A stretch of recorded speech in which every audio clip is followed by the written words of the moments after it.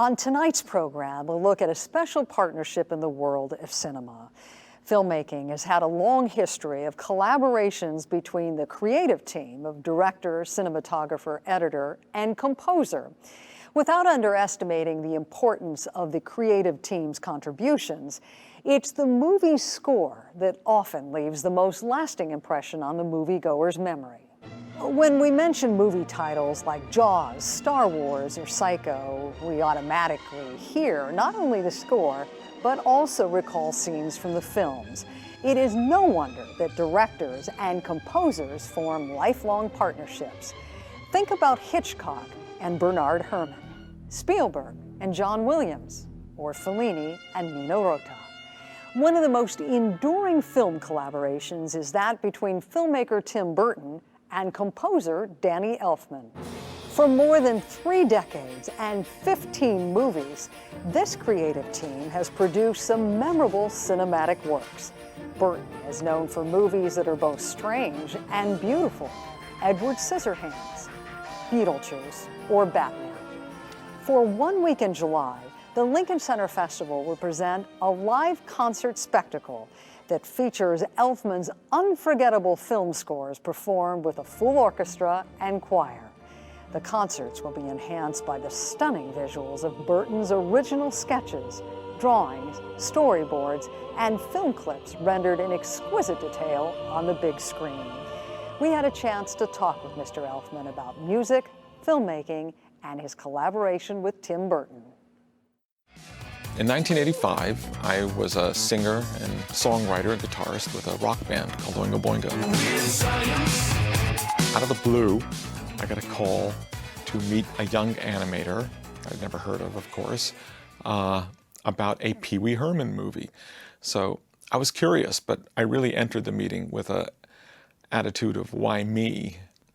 And so I went home from that meeting having written a piece of music in my head from seeing some of the footage.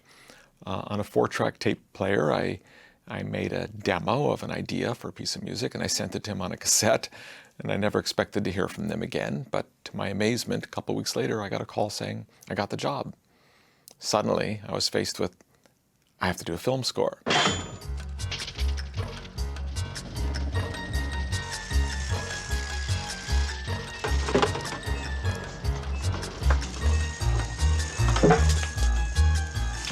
Even though the very first cue that I had to sell to Tim Burton and the producer of Pee-wee's Big Adventure, I had to play on piano, which was a miserable experience. As simple as that music was to the breakfast machine in Pee-wee's Big Adventure. Fortunately for me, it was the era when we could have, at that point, primitive computers at least, so I was able to play it slowly myself and then play it in real time for the director. It's like, thank God, especially on this fast piece. I don't know what I would have done. Mad dog! By the time I was in my even doing a Beetlejuice, my 5th film, I was already working every piece up on a really primitive samples in a computer program, but I was playing Tim complete pieces of music fleshed out with the orchestration much as it was going to be. The samples were real crappy sounding, so if you listen to my demos of like Beetlejuice main titles, I mean, it sounds pretty awful, but all the parts are there. So Tim knew exactly what it was going to be. The difference is that it would sound much better when a real orchestra was playing these parts that he was hearing out of my computer. Now samples get better and we're flesh things out even more, but directors are more and more used to really hearing everything. I work alone. I am, in fact, working often in a basement, as I have for most of my career, and I'm just layering things 1 track at a time. Depending on the piece of music, I may start with the strings and then add brass, woodwinds, percussion, piano. But it really just depends on the piece of music. Whatever I first hear as the thing that's carrying that first line of music, I start with that. I'll go a certain distance, then I'll flesh it all out, and then I'll move on and go to the next and the next until I have a whole piece ready. And then finally, the director will come in. I'll go, here it is, in all its horror and glory.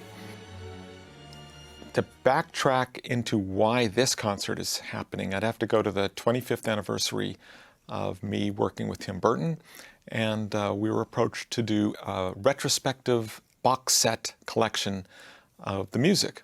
Having survived the trauma of listening to my past work, I was then approached with the idea of doing a concert at Albert Hall in London of that very idea, a retrospective, all 15 films, and having no idea if that concert was going to succeed or fail dismally, we did Albert Hall.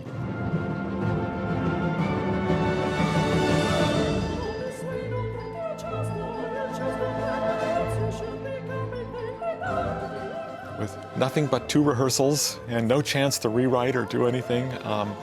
It was insane, but it actually went pretty well. And that's when I said, you know what, let's keep doing these.